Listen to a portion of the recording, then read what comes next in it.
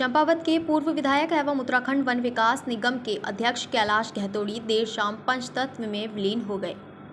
कैलाश गहतोड़ी के अंतिम संस्कार में राज्य मुख्यमंत्री पुष्कर सिंह धामी सहित अनेक जनप्रतिनिधियों के साथ साथ सैकड़ों की संख्या में लोगों का हुजूम उमड़ पड़ा।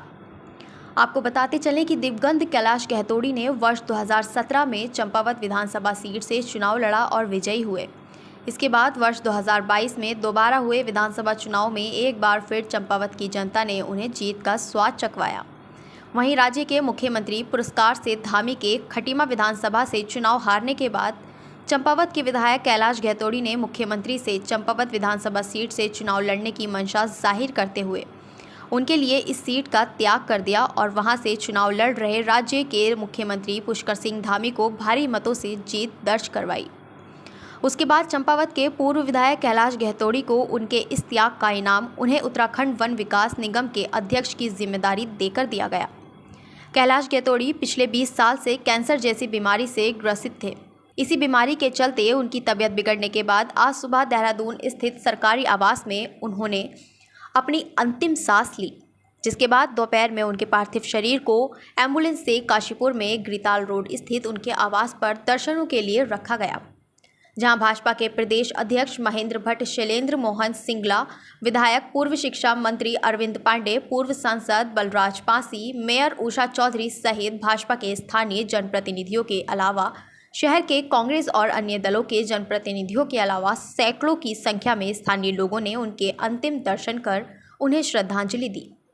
कैलाश गहतोड़ी की अंतिम यात्रा उनके गिरिताल रोड स्थित आवास से शुरू होकर कुंडेश्वरी रोड स्थित साईं मंदिर के पास पहुंची, जहां मंदिर परिसर के बराबर में ग्राउंड में उनके पुत्र शशांक गहतोड़ी ने उन्हें मुखाग्नि दी।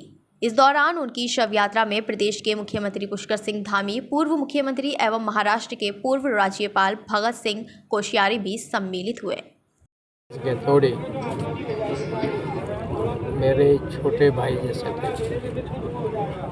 ये हमारे पहाड़ से जो अनेक उद्यमी आगे बढ़े हैं, जो जीरो से हीरो बनते हैं, ऐसे उन लोगों में से एक थे। और परम धार्मिक, एकदम ईश्वर पर विश्वास करने वाले और संगठन के एकदम अनुशासित सिपाही और जनप्रिय अत्यधिक, और ऐसे व्यक्ति के जाने से हम सब बहुत दुखी हैं। कैलाश जी ने अपने क्षेत्र में घर घर में व्यक्ति व्यक्ति से संपर्क किया, हर एक गरीब की सेवा में हमेशा आगे रहते थे और एक प्रकार से 2022 में उनके चुनाव लड़ने की भी इच्छा नहीं थी।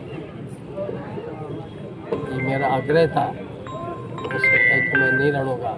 मैंने कहा नहीं, जनता तुमको चाहते लड़ना चाहिए। लोग आजकल, मैं जबकि राजनीति में भी नहीं हूँ, मैं गवर्नर था, टिकट मांगने हुए आते और कैलाश ऐसे थे जिन्होंने कहा मैं नहीं लड़ता हूँ।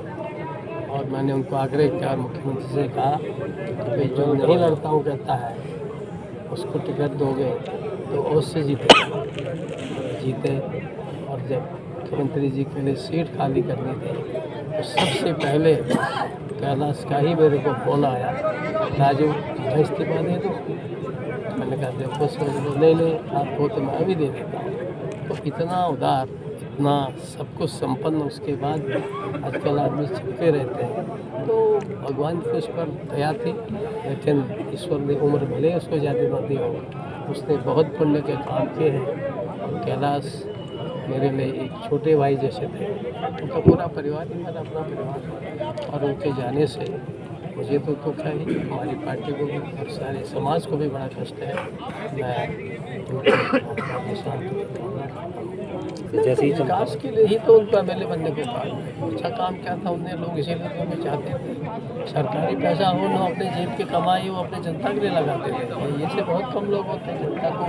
आजकल जो जनप्रतिनिधि है वो स्वयं के जेब से, स्वयं की कमाई से जनता की सेवा करें, कम मिलता है। तो वो इस मामले में विलक्षण थे। जब स्वयं के ही अर्जित राशि से लोगों की सेवा करते थे, किताब बांटना, कॉपी बांटना, कपड़े बांटना, बच्चों के वजीफ़ा देना, एक